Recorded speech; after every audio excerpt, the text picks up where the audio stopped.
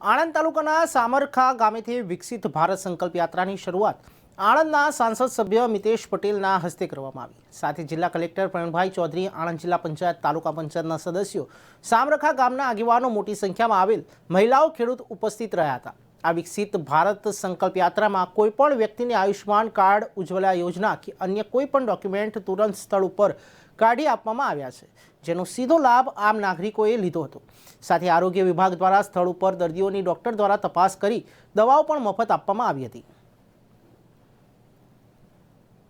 विकसित भारत संकल्प यात्रा आदरणीय प्रधानमंत्री नरेंद्रभाई मोदी साहेबे पूरा भारत देशना नागरिकों ने आज विकसित भारत संकल्प यात्रा द्वारा संबोधन कर्युं छे। जे लाभार्थीओं ने जे योजनाओं छे ए योजनाओथी वंचित रही गया होय एमने गाममां जई पूरुं सरकारी तंत्र अने भारतीय जनता पार्टीना सौ कार्यकर्ताओ चूंटायेली पांख घरे घरे जई अने लाभार्थीओने लाभ आपवानुं काम अपना आदरणीय प्रधानमंत्री नरेंद्रभाई मोदी साहेबे मोदी गेरंटी रथथी जो चालू कर्युं छे ए रथमां आजे सामरखा मुकामे आजे शरूआत थई छे। आणंद जिल्लामां 8 तालुकामां 351 गाममां आ रीतनी रथथी दरेक गामडाओ सुधी पहोंचवाना प्रयत्न करेला छे। आजे सामरखा अने पूरा आणंद जिल्लामां आ रीते 8 तालुकामां भव्य रीते गाम लोकोए पण एनुं भव्य स्वागत कर्युं छे अने भव्य रीते आ आयोजन थयुं छे। सरकारी तंत्र साथे चूंटायेला पांखे पण खूब रसथी जे लाभार्थीओ छे, धारो के आयुष्यमान कार्ड बाकी होय, किसान सन्मान निधि बाकी होय, उज्ज्वला योजना बाकी होय, जे 19 योजनाओ छे ए योजनाओने लाभ आपवानुं काम अपना प्रधानमंत्री नरेंद्रभाई मोदी साहेबे विकसित भारत संकल्प यात्रा द्वारा ज्यारे चालू कर्युं छे अने पूरा भारत देशना गामडाओमां पण आ यात्रा चालू रही है, त्यारे आ यात्राने आवकारी छे।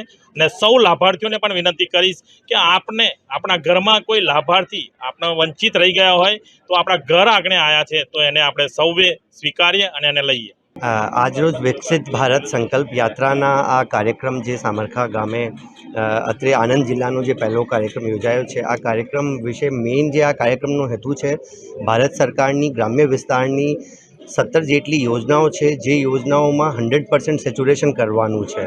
તો આ યોજનાઓના કોઈ પણ બેનિફિશિયરી જે એલિજિબલ બેનિફિશિયરી છે, લાયકાત ધરાવતા લાભાર્થીઓ કોઈ રહી નહીં જાય, આના માટે દરેક ગામ સુધી વિકસિત ભારત સંકલ્પ યાત્રાનો રથ જશે અને ભારત સરકારની તમામ જે 17 યોજનાઓ છે આ વિશે માહિતી પણ આપવાનું, એક હેતુ માહિતી આપવાનું છે અને બીજો હેતુ તમામ સ્કીમોમાં સેચ્યુરેશન કરાવવાનું છે।